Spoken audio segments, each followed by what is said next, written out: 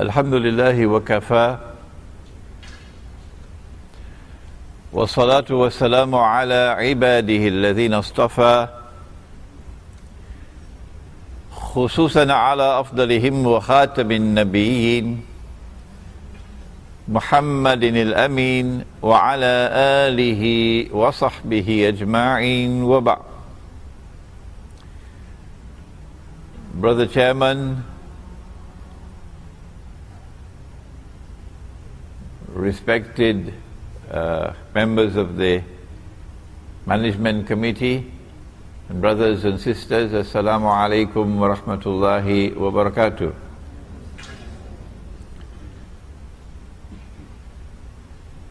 Our subject is one which is not just important, it is also one of critical importance.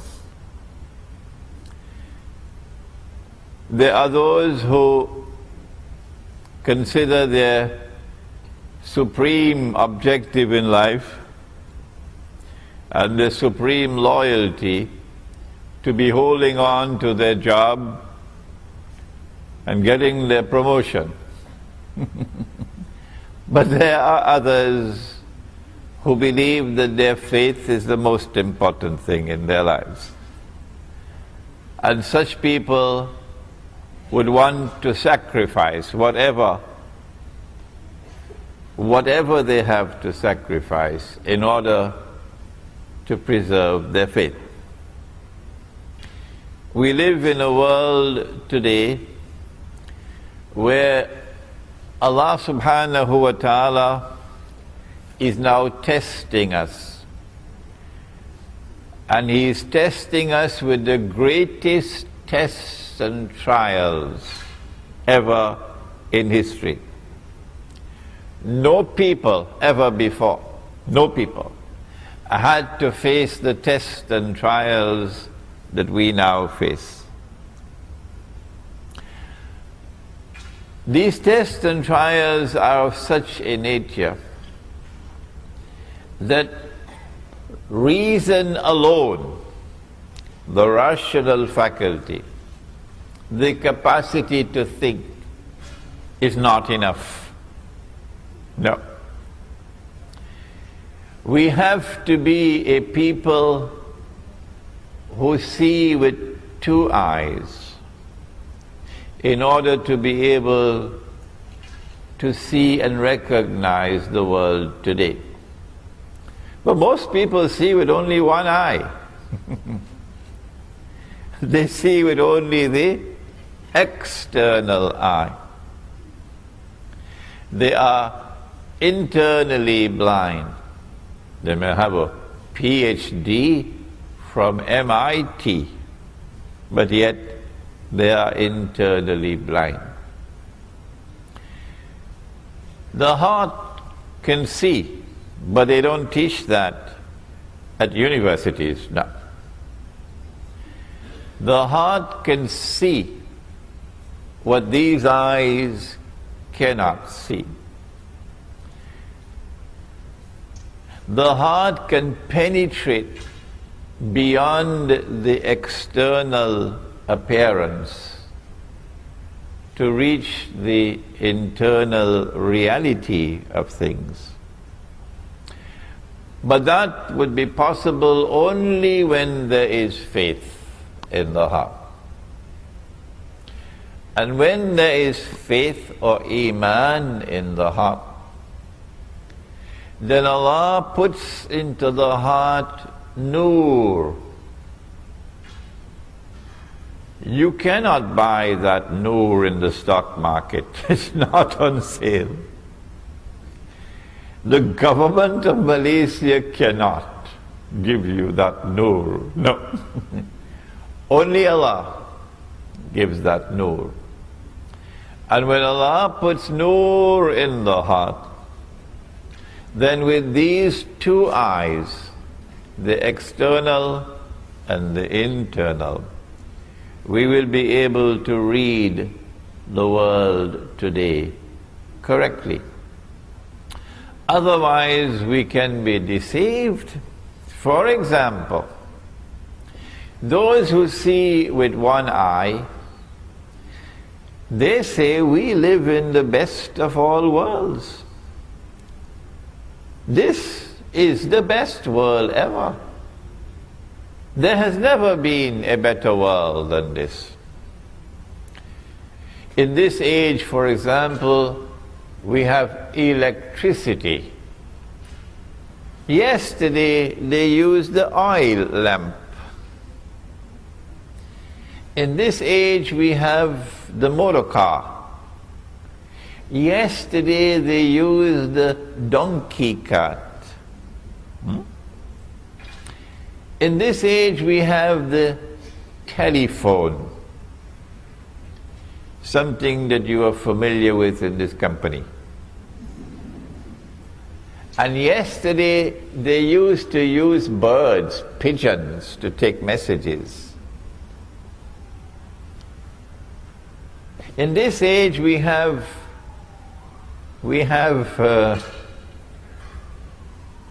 the toilets in the home, because we have sewage systems.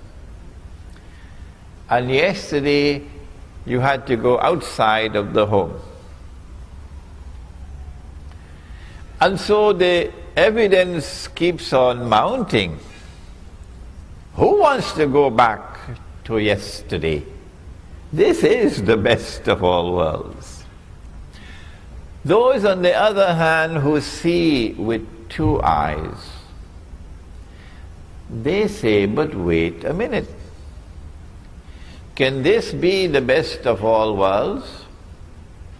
When those who are ruling the world and getting all of mankind to become carbon copies of themselves, that anything they do, they make all of mankind follow them. This civilization, which today dominates the whole world, is now moving to get all of mankind to agree. Every government eventually will have to accept that it is legally permissible for a man to marry another man. Did you hear that? Did you hear that? That's progress, huh? That's progress. And get a marriage certificate. And for a woman to marry another woman and get a marriage certificate. We say, no, this doesn't look like the best of all worlds at all. This looks like the worst of all worlds. The difference between appearance and reality is remarkable. Yesterday we lived in a world in which, yes, there were people who were rich and there were others who were poor, of course, but we never knew an economy, no, not ever in history, in which the rich were permanently rich, and in which the poor were imprisoned in permanent poverty and destitution. This is the first time in human history. We say this is not progress. We always used money all through history. And the money that we used was money which had its value inside the money. So it was money with intrinsic value. So if somebody wanted to rob you, they had to come at you and take the money from you. by fighting you. Huh? That's the only way they could take your money. But now we live in a world in which they can rob us, take away our wealth, without ever having to put their hands in our pockets. Yes? And they have reduced Indonesia today to slavery. And they have reduced Bangladesh to slavery. And Egypt to slavery. It is not by accident that Indonesia is so poor today. If you believe that Indonesia is poor because the Indonesians don't work, then you should buy a one-way ticket to the moon and go and stay there. You don't belong to here. No. There is a monetary system in the world today, and I know that subject because I have studied international monetary economics at 2 universities. I know the subject. We have a system of money in the world today which is being used to rip off mankind, as a consequence of which one part of the world today is in slavery, and another part of the world are the slave masters. Welcome, brothers and sisters, sons and daughters, to our subject of signs of the last day. No one knows when the world is going to end. Not even your CEO of this company. Nobody knows. When the world comes to an end, it will happen suddenly.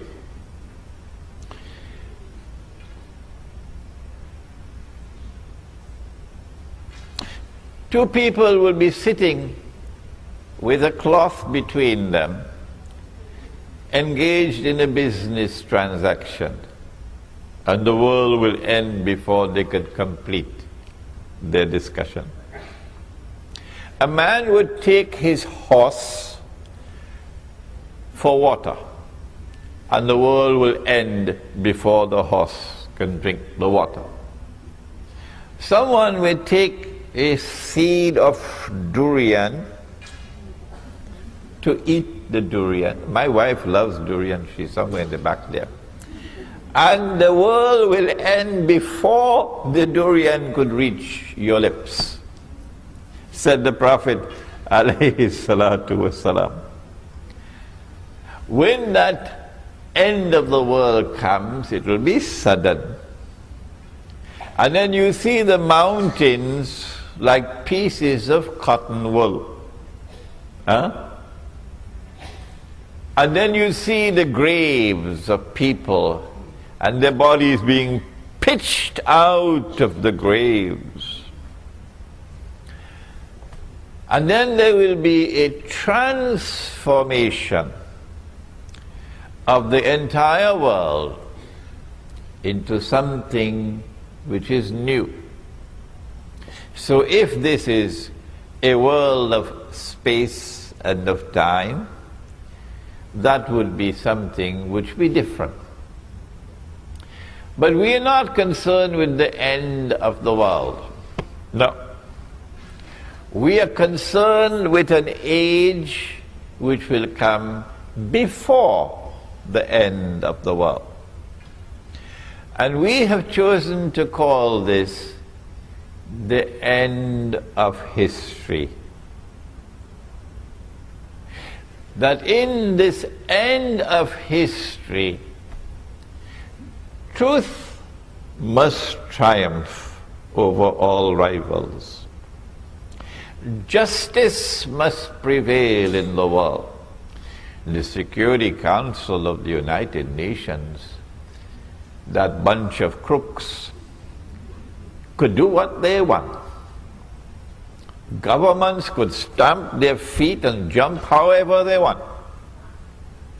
But justice will prevail in the world, and the oppressor will bite the dust at the end of history. This is there in the Quran, where Allah says, بعد أعوذ بالله من الشيطان الرجيم هو الذي أرسل رسوله بالهدى ودين الحق. He it is who has sent his messenger with guidance. This is guidance, not the stuff you get in the New Straits Times. This is guidance, the Quran. And the religion of truth, لِيُظْهِرَهُ عَلَى الدِّينِ كُلِّهِ, that this religion of truth might prevail over all rivals. History cannot end without this taking place.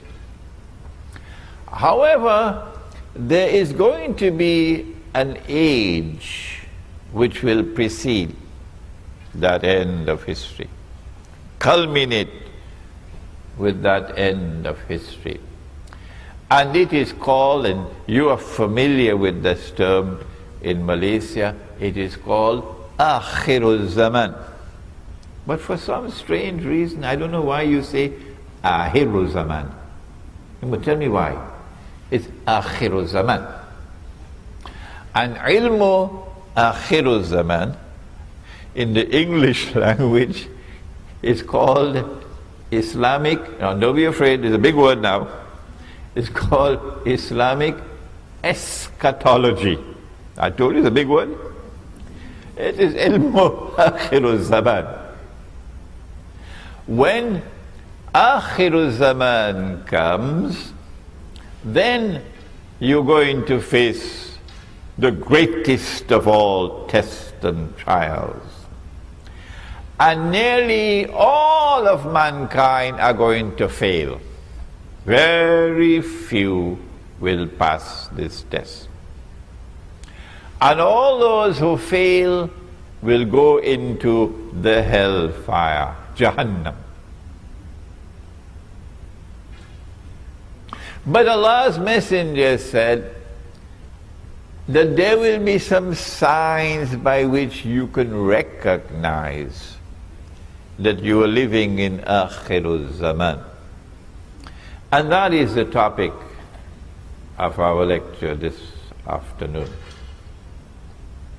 Nabi Muhammad alayhi salatu wasalam had performed the Hajj, and revelation came down announcing, this day have I perfected for you your religion, completed my favor unto you. And then he left Mecca and returned to Medina. And now there are only about 81 days left in his blessed life. It is at this time that the angel came. The angel came in the form of a human being. The angel came into the masjid, Jibreel alayhi salam. And the angel asked 5 questions. And of course, you're all familiar with the 5 questions. What is Islam? What is Iman? What is Ihsan? When will the last hour come? And what are the signs of the last hour? He gave 2 signs, and I want to share them with you today. The first one, very easy to recognize. You just take a taxi and tell him, I want to go to KLCC. And you'll see it. He said that you will find the naked, barefooted shepherds, people who take care of goats and sheep. You will find the naked, barefooted shepherds competing with each other in the construction of tall buildings. In other words, you have to be blind not to see that you are living in Akhirul Zaman. If you do not have tall buildings in your city, you are considered to be backward. And so in Akhirul Zaman, mankind will measure progress, the height of buildings. The taller the building, the more have we progressed as a society. And people who think that way and are proud of their tall buildings, Nabi Muhammad is saying to them that you have the brains, you have the intellectual acumen of naked, barefooted shepherds, which is polite language. I could use harsher language than that. All around the world today, the skyscrapers of Manhattan are being replicated. Every city and every town now has its little Manhattan skyscrapers, including your Kuala Lumpur. And so here is a sign of the last day, which should function as a wake-up call. But there are those who are so asleep, nothing will wake them up. No. They have eyes and yet they cannot see. They have ears and yet they cannot hear. They have hearts and yet they do not understand. Allah says of such people, أُولَٰئِكَ كَالْأَنْعَامِ أُولَٰئِكَ كَالْأَنْعَامِ. They're just like cattle. They're just like cattle. So what can you do for them? Whether you want them or you don't want them, they don't bother with you. So let us now turn to the other people, who when they see the tall buildings, they will shake. They will shiver. They will say, this is what Nabi Muhammad alayhi salatu wasalam talked about, and I'm seeing it with my eyes. I now live in the most dangerous of all worlds. But he spoke about a second sign as well. He said that a slave woman, so in Akhirul Zaman, there's going to be slavery. We don't have slavery behind us alone. We have slavery in front of us.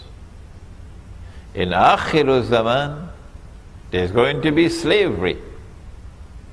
He said a slave woman will give birth to her mistress. We don't have the time today to explain this hadith, but we've done it in one of our previous lectures, and I have a very dear friend now. I must introduce you to my friend. My friend is called YouTube. And this friend of mine broadcasts my lectures, sometimes within hours of my giving the lecture. Right here you see him sitting there. And then in France they can sit down and listen to the lecture. And now in France they're asking for French subtitles. So you will find on YouTube a lecture in which I've explained this subject.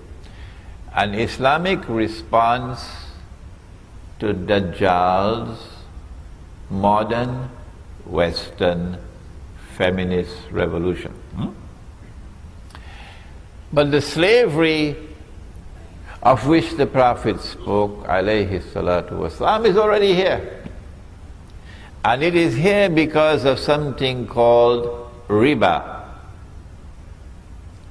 Riba is not only borrowing and lending money on interest, but riba is also every rip-off. And of course, the biggest rip-off to have ever occurred in human history is the one involving bogus, fraudulent, and haram paper money. And the money which is coming now, because paper money is on its way out, the US dollar, when last I heard about it, is in a special part of a hospital called ICU. You heard about ICU? In fact, I believe the US dollar is already dead, but they have a life support machine keeping it alive. And it will only be a matter of time before the US dollar is demonetized, meaning you cannot use the US dollar in the United States for buying and for selling. No, you can use it as wallpaper. And then they will replace the US dollar with some other currency, maybe a coin, which will be worth 5 cents to the dollar. Of course, China is going to be very angry with that, because the Chinese have a whole pile of US dollars. And the Saudis are going to be very angry. They have a whole pile of US dollars. So now you lose 95% of your wealth. But what is replacing paper money now is something even worse. It is money you cannot see. It is money you cannot touch. It is electronic money. And you make this money by simply typing it in and typing it out. So whoever controls the banking system around the world controls the world. We are heading towards a financial Guantanamo. This is slavery, economic slavery. And it has already come to the world, and now the noose is tightening around the neck. Who is doing it? I now want to introduce you to the most important part of this subject. And that's all I can do today, introduce you. You want me to teach the subject? You have to read my books. If you read Jerusalem in the Quran, which I wrote 10 years ago, and this cover design was done right here in Malaysia, this book will introduce you to the subject of Akhirul Zaman. And we also have the book in Bahasa, but we only have about 20 copies today. The companions of the Prophet ﷺ were sitting talking amongst themselves. When he came and he asked, "What are you talking about?" And they said, "We are talking about علامات الساعة, the signs of the last day." And then he said, and this hadith is in Sahih Bukhari, it is in Sahih Muslim, He said the last day would not come until, and he mentioned 10 signs. 10 signs. The 10 were not given in the order in which they will occur. We do not know that order. So we're giving you the 10 in a random way. Number 1, Dajjal. Number 2, Ya'juj and Ma'juj, or Gog and Magog. And this is the last book that I have written, an Islamic view of Gog and Magog in the modern world. Number 3, the return of the son of Mary, Nabi Isa alayhi salam. Number 4, Dukhan, smoke. It is my opinion, and you must never accept my opinion, never, until you are convinced that it is correct. It is my opinion that this Dukhan is probably about 20 or 25 years away from now. When the clash of Gog and Magog will take place, it will be nuclear war, with thousands of nuclear weapons being used. On the one side you'll have Russia and her allies, and on the other side you have America and her allies. The Gog and Magog clash will take place, with all these thousands of nuclear weapons being used. And it is, you know, a nuclear bomb produces a mushroom cloud. So can you imagine what's going to happen when thousands of nuclear weapons are used? There is a verse in the Quran which relates to this. In Surah Al-Isra, which is also known as Surah Bani Israel. I think that my lecture is a little bit boring because some people are falling asleep. If you see anybody sleeping, wake them up. Allah subhanahu wa ta'ala says, listen to the verse, بعد أعوذ بالله من الشيطان الرجيم. وإن من قرية إلا نحن مهلكوها قبل يوم القيامة أو معذبوها عذابا شديدا كان ذلك في الكتاب مسطورا. And not a single town or city will escape. Allah is going to destroy every town and every city. And those which escape destruction will be punished with terrible punishment. And my opinion is that you got about 20-25 years left. Of course, I can be wrong. When that clash takes place of Gog and Magog, that's it. The only ones who will survive will be those who are in the remote countryside. And you know that you are in the remote countryside when you cannot use a cell phone. So that is number 4, Dukhan, smoke. Number 5, Dabbatul Ard, a beast or a creature of the Ard. Ard can mean earth, Ard can mean the material universe, Ard can mean land, Ard can mean territory. In the context in which this appears, my opinion is that it refers to Al-Ardul Muqaddasa, the Holy Land. That a beast will appear in the Holy Land. The Quran tells us about that beast. And you know, the punctuation in the Quran did not come from Allah. No.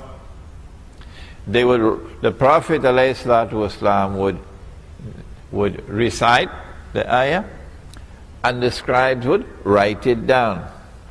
But when they wrote it down, they didn't put in punctuation. So this is one word which can have two possible meanings.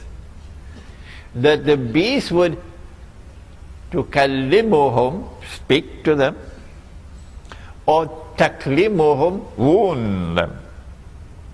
My understanding is the second meaning is more appropriate. And so I have come to the conclusion that this state of Israel today is the beast of the earth. But Allah knows best. Number 6, that the sun would rise from the west. My methodology of study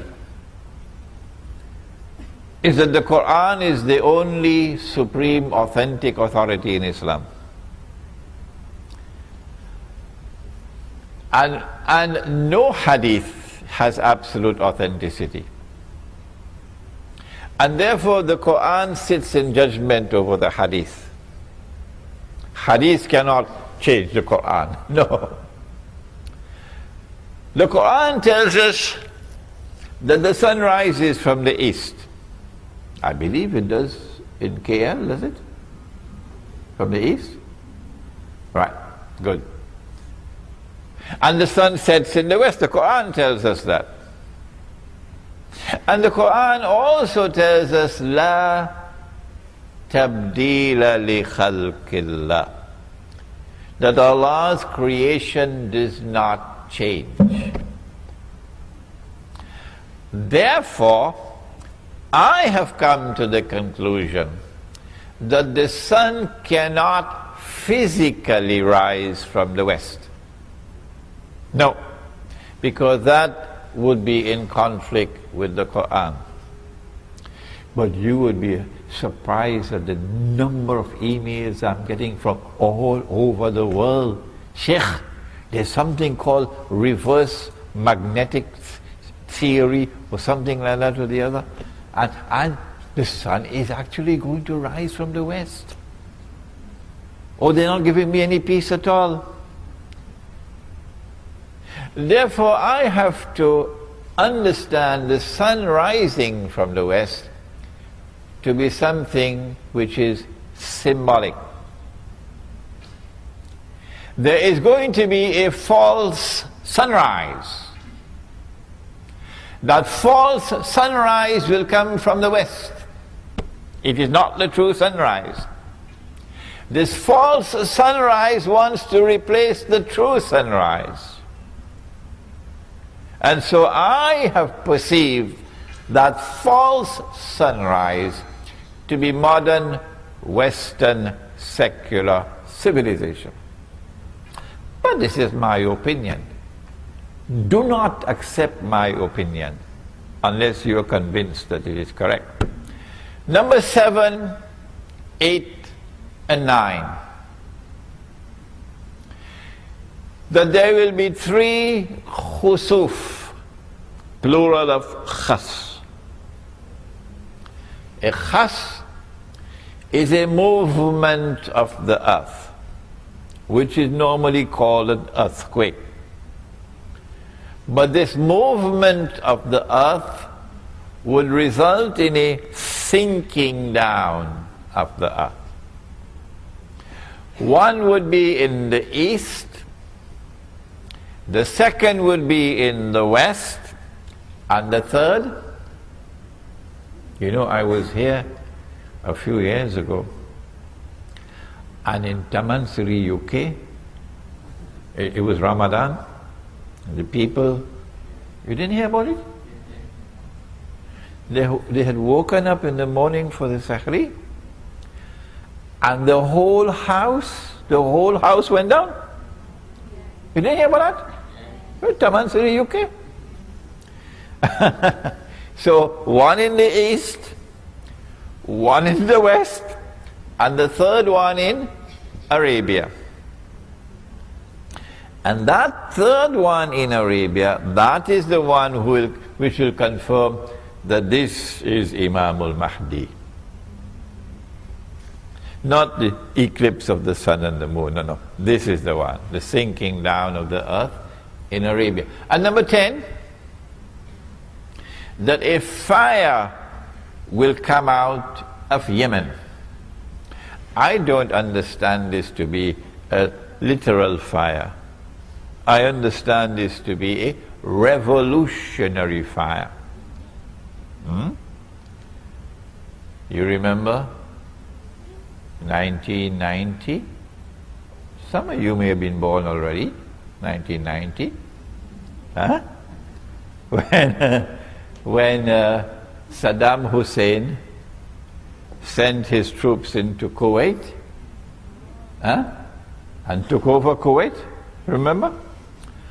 Oh my, you should have seen the Malay people, they were all celebrating.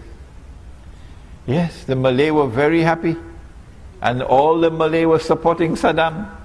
In Singapore as well, giving headache to the Singapore government. Because they detested Kuwait. They detested Kuwait.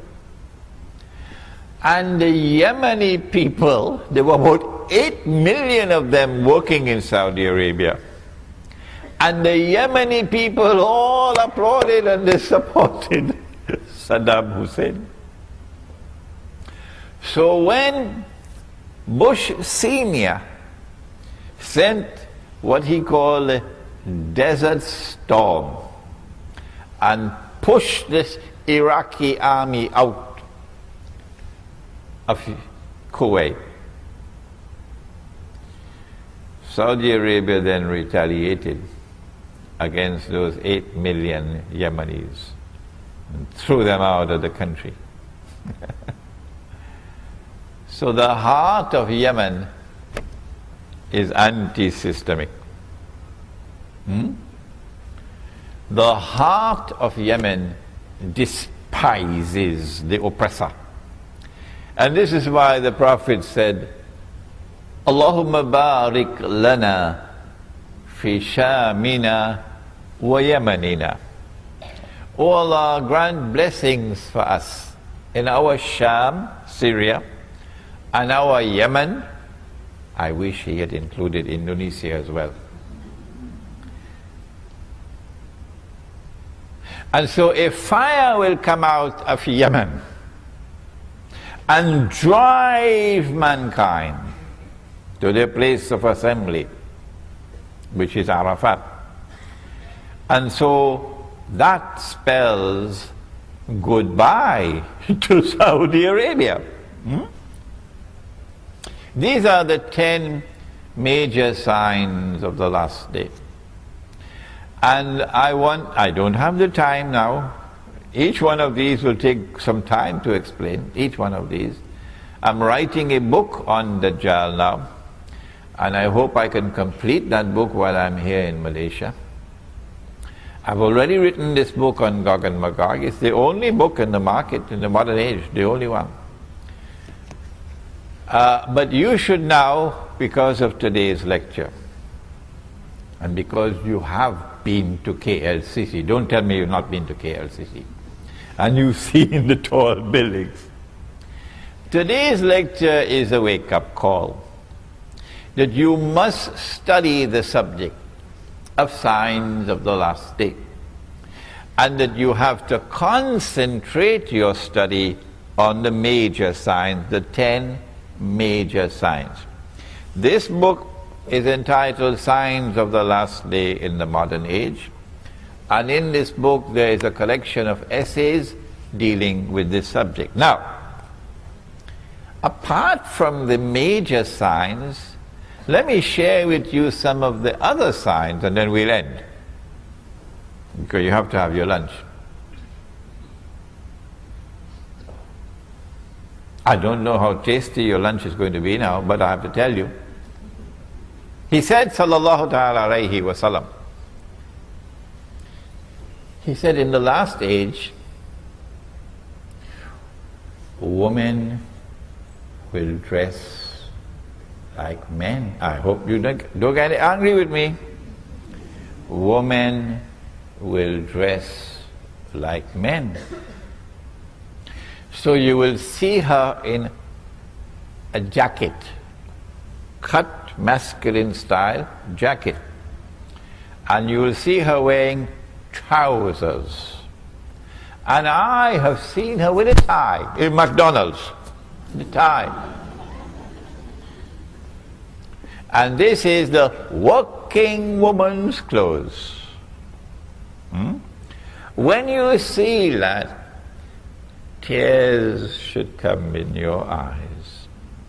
That 1400 years ago, our prophet, in the desert of Arabia, he said that this will happen. Why is she dressed like a man? Answer: so that she can assume the functional role of men in society. So now she gets dressed and goes to work and faces the morning traffic, and she works all day, and then she comes back home in the evening with her briefcase. Don't be annoyed with me, I have a job to do. And faces the evening traffic and advances in her career. When she is at work, she's an officer. She has men working under her. So she can't talk to them in a feminine voice.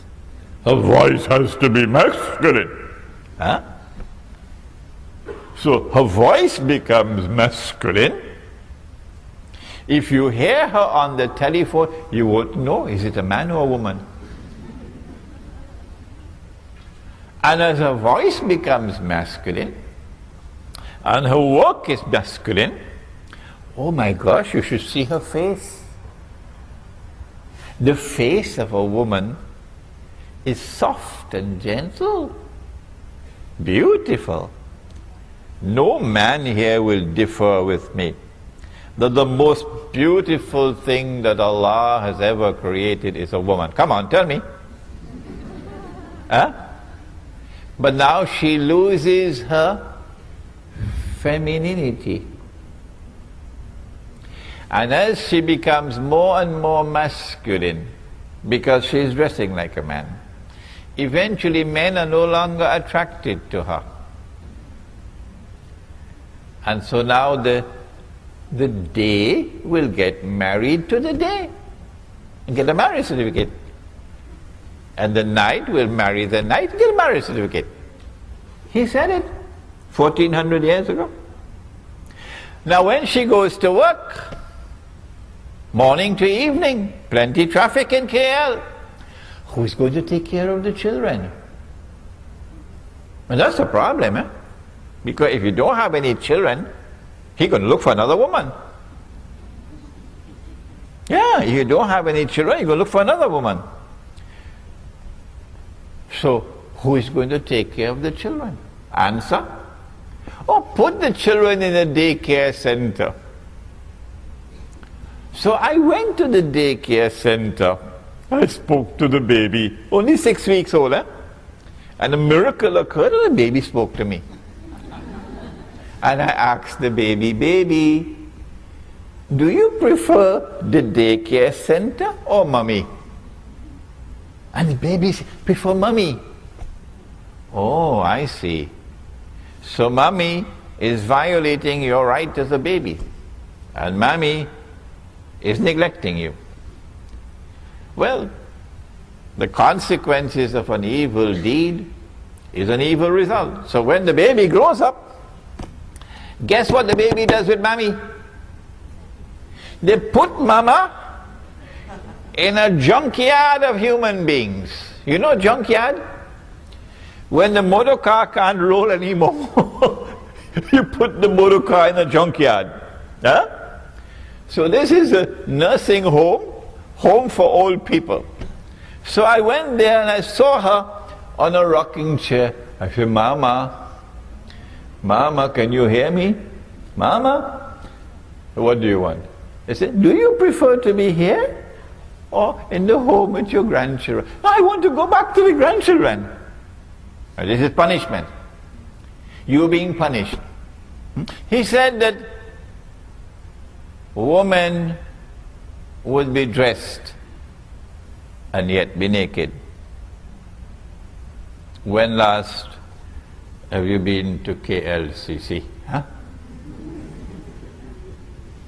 When women are dressed, before that, I missed out one.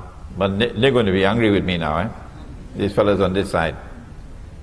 But never mind, we'll be friends after the lecture is over. He said men will dress like women. 1400 years ago he said that. Why would a man dress like woman? Why? Because he wants to assume the functional role of woman. You see? So when the two of them get married, the two men, one will be the dominant partner and the other would be the woman. If a man wants to dress as a woman, what is the first thing he has to do? I wish I had the time to wait for answers, but I don't have the time. Remember, don't be angry with me, I have a job to do. If a man wants to dress as a woman, the first thing he has to do is to shave off his beard. It is not by accident that every civilization in human history had the beard until the sun rose from the west. And modern secular Western civilization shaved off the beard, and guess what the rest of men in the world did? So if he wants to marry you, tell him, put on his beard first. Grow your beard first, otherwise no marriage.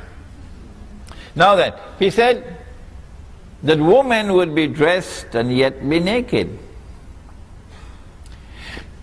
This is dynamite. Yes, this is going to cause explosions. Why? Because a woman is attractive. You know, when Allah's messenger built the masjid, you know he put the men at the front, and you know he put the women at the back. You know that, of course. And you know he said that when women go down in sajda, they must remain in sajda longer than the men. You know that? No? Nobody ever told you? Yes. When women go down in sajda, in salat, they must remain in sajda longer than the men. This is a command of the Prophet, alayhi salatu wasalam. Why? He said some of the men may not have enough cloth to cover themselves. And if a woman were to raise her head too quickly, it would be an unwelcome sight. So he put the men at the front and the women at the back, and told the women to remain longer in sajda. Why did he not put the women in the front and the men at the back? Answer: no man would be able to pray. No, you can't concentrate on prayer when you have women in front of you. Because women are beautiful. Women are desirable. And if there's a man who does not have desire for women, something is wrong with him. Give him a one-way ticket to the moon. So when women start to take off their clothing, you're heading for trouble. Yes. And he said women will be dressed and yet be naked. You're playing with fire. And he said the fire is going to come. Why?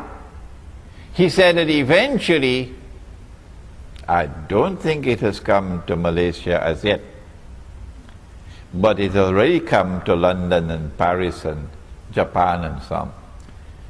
He said you will find people having sexual relations in public like donkeys. Like donkeys. And this sexual revolution is provoked by a feminist revolution which takes woman and gets her to take off her clothing.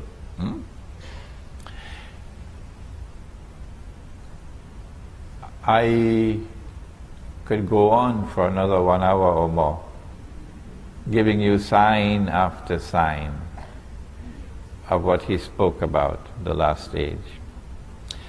But I think I want to now conclude by suggesting to you, how can we survive in this modern age with faith intact? When you have studied the subject, then you can argue with me. Yes, but when you've not studied the subject, don't argue with me. Now, having studied the subject, and I am today, by Allah's kindness and grace, one of the people in the world of Islam who is teaching the subject of Islamic eschatology. Having studied the subject, I have come to the conclusion that you cannot escape shirk, you call it shirk, while living in society. And this is the one sin that Allah will not forgive. No. You cannot escape riba while living in the modern world. No. And Allah declares war in the Quran. And the Prophet ﷺ has cursed all four. And he has said that they are all equally guilty. The one who takes riba, the one who gives riba, the one who records the transaction, and the two witnesses, they're all equally guilty. And if you have the curse of the Prophet upon you, you're entering into the hellfire. I have come to the conclusion after studying the subject of riba, and incidentally there's a flyer at the back for a conference taking place in KL, in PWTC on July 26th and 27th that you might want to attend. I am one of the speakers on riba, responding to riba. I have come to the conclusion that you cannot survive with faith intact while living as a part of this system. And therefore I have been suggesting that we retreat to the remote countryside and we build micro communities which are free from oppression. So you're not going to employ an Indonesian maid. She is the last to sleep at night. She is my daughter. She is your daughter. She is my sister. She is your sister. She is the last to sleep at night. She is the first to wake in the morning. She works all day long. She gets no holidays. She is abused. She is exploited. In Singapore, she has to cook pork, lahmul khinzir. She has to do other things we can't talk about. And at the end of the month, she's paid the salary or the wage of a slave. Come on, Lee Kuan Yew. Is there any Singaporean woman who would work for $300 a month? Shame on you, Singapore. Shame on you, wherever in the world you pay a maid the wage of a slave. How do you know it's the wage of a slave? No Malaysian woman will work for that wage. No Malaysian laborer will work for that wage that you're paying the Bangladeshi and you're paying the Indonesian. So you are an oppressor and Allah will destroy you, Allah will destroy you, Allah will destroy you. So we will create our micro communities which will be free from oppression. Banks are not allowed. No. So no money lenders. And we're not going to use this paper money. The gold dinar and silver dirham is what you find in the Quran.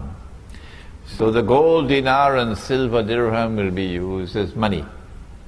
And if we have a shortage of dinars and dirhams, and we in Java, we can use rice as money. Yeah. In that micro community, we try to live the way of life of Islam. And if they come after us with the armed forces and the police in that remote community, then, said the Prophet sallallahu ta'ala alayhi wasallam, and how prophetic were his words, and how few there are who listen to the Prophet alayhi salatu wasallam. And he said, the time will come when a man, in order to preserve his faith, would have to flee to the mountainsides where rain falls and take with him some sheep and goats. And so I leave you now. I thank you for the time that you've given to me to introduce you to this important topic. I warn you that we now live in the most dangerous of all worlds, and most people are going to fail the tests. And I urge you to study the subject of signs of the last day, and to examine my suggestion that survival requires us to try to live Islam. And we cannot live Islam in their cities and towns, but we might succeed if we remove ourselves from the towns and cities and go back to Kampung and build a community that is faithful to Allah and His Messenger. ربنا تقبل منا إنك أنت السميع العليم وتب علينا يا مولانا إنك أنت التواب الرحيم برحمتك يا أرحم الراحمين آمين. I saw my teacher, Maulana Dr. Fazlur Rahman Ansari, conducting a class. And while the class was being conducted, the azan was called. Of course, we will be going to the masjid. When the azan started, I heard him say, Allahumma Jalla Jalalahu, and then continue with the class. So I followed his way. If anyone can show me that this is prohibited, then of course I will discontinue it. Okay, there's nothing that I know of in the Quran and nothing that I know of in the Hadith with which to respond to your question. I therefore will give you my view. I believe that those who are in control of the world today, who want to rule the whole world and eventually deliver that rule to the state of Israel, so that tomorrow Israel will rule the world. And when Israel rules the world, then a man would stand up in Jerusalem and declare, I am the Messiah, Al-Masih. 1400 years ago, Nabi Muhammad alayhi salatu wasalam described that man to us. Said he'll be a Jew. He would be a young man. He'll be powerfully built. He'd have curly hair. I believe that that event is probably about 30 years away from now. That's how close we are. That man would be Dajjal. Dajjal. Because he says he is the Messiah, but no, he is not the Messiah. He is the false Messiah. And then Allah subhanahu wa ta'ala will send back the true Messiah. Nabi Isa alayhi salam will come down from the sky with his hands resting on the wings of two angels. And the true Messiah will then kill the false Messiah. And after that takes place the big Gog and Magog war, which will be the Dukhan. But in order for Israel to rule the world, Israel has to wage some big wars. The wars that Israel has so far waged are small wars. Israel has to attack Egypt so that the territory of the state of Israel can expand to incorporate the whole of the eastern delta of Egypt, from the river Nile to the Red Sea. Israel has to destroy Pakistan's nuclear plants and nuclear weapons, and Iran's nuclear plants. Break up Pakistan so that Pakistan can never rise again.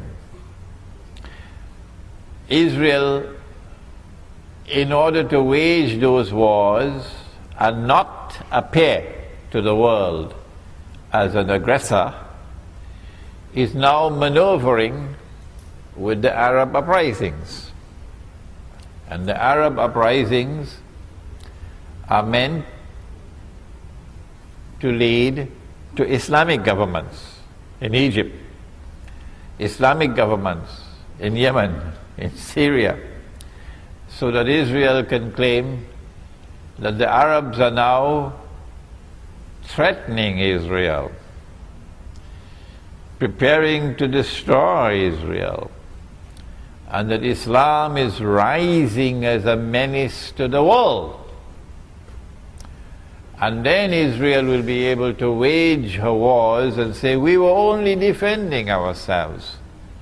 We were saving mankind from Islam. It is possible that all of the drum beating concerning 2012 is because they want to use 2012 for starting those big wars. So that in 2012, I can be wrong of course, in 2012 you will witness the attack on Pakistan to destroy the nuclear plants and nuclear weapons. I'll be surprised if it does not take place by 2012. And the attack on Egypt, etc. Because mankind is being prepared for it, so let's not disappoint them. There is a hadith which has been universally accepted all through our 1400 years of our history. There's only be a very, very, very, very insignificant number of scholars who have questioned this hadith. The overwhelming majority for 1400 years have accepted the hadith. That when you see the black flags coming from the direction of Khurasan, go and join that army. Even if you have to crawl over ice. There's 2 hadiths I'm joining now. 2. Go and join that army, even if you have to crawl over ice. Because no one will be able to stop that army until it reaches Jerusalem. Apart from my comment concerning the authenticity of the hadith, and that is that it has been universally accepted, except by a very few, it appears to me that this army will be able to successfully march to Jerusalem only after Gog and Magog have destroyed themselves with that nuclear warfare. When that nuclear warfare takes place, if we have any scholars of physics and so on here, you can help me. But I have a suspicion. I'm not a scholar of physics.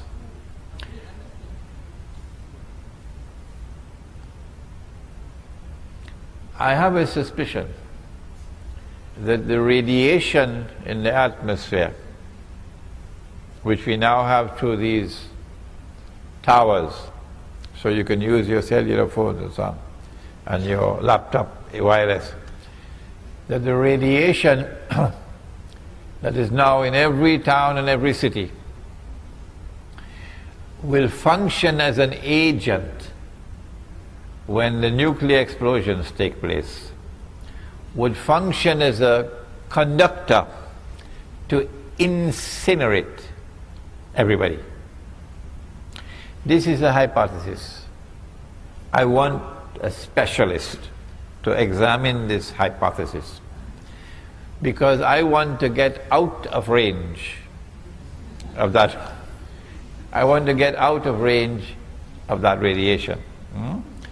The army would march after that Gog and Magog war takes place.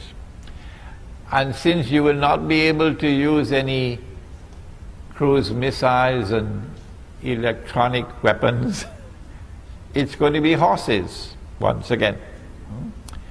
I expect that army to march in about 30 years from now. But it's already begun its march because it's fighting back in Afghanistan. Khorasan, the heart of Khorasan is Afghanistan. But let me make one more comment. The Prophet said, alayhi salatu wasalam, that among the signs of the last day is that, listen carefully, one man would have to maintain 50 women. Please tell them he didn't say one man will have to marry 50 women. No, one man will have to maintain 50 women. 1400 years ago he said that. And I believe that is around the corner. The fulfillment of this hadith is around the corner. I believe that this hadith is telling us that there is going to be a calamitous decline in the birth of baby boys. Only baby girls are going to be born. Rare would be the birth of a baby boy. Why? Why? The medical doctors have explained to me that the sperm has male chromosomes and female chromosomes. And when the male chromosome fertilizes the egg, then a baby boy is born. But when the male chromosome does not fertilize the egg, then the default is a baby girl. The radiation from cellular phone towers, from laptop computers, the radiation, he said, is damaging. Notice where the laptop sits on your lap. It is damaging male sperm production. It is weakening the male chromosome. As the male chromosome becomes weaker and weaker, less and less baby boys are going to be born. So, now every woman in the world, you can ask them, wants to have a baby boy. Yeah. The only place you can get a husband who can give you a baby boy is our village. Because when our baby boys are born in our village, our baby boys are kept away from that radiation. Our baby boys are fed with natural food, not GM food. So the baby boy who grows up in the village is the prize that every woman in the world will want to have as a husband. Okay?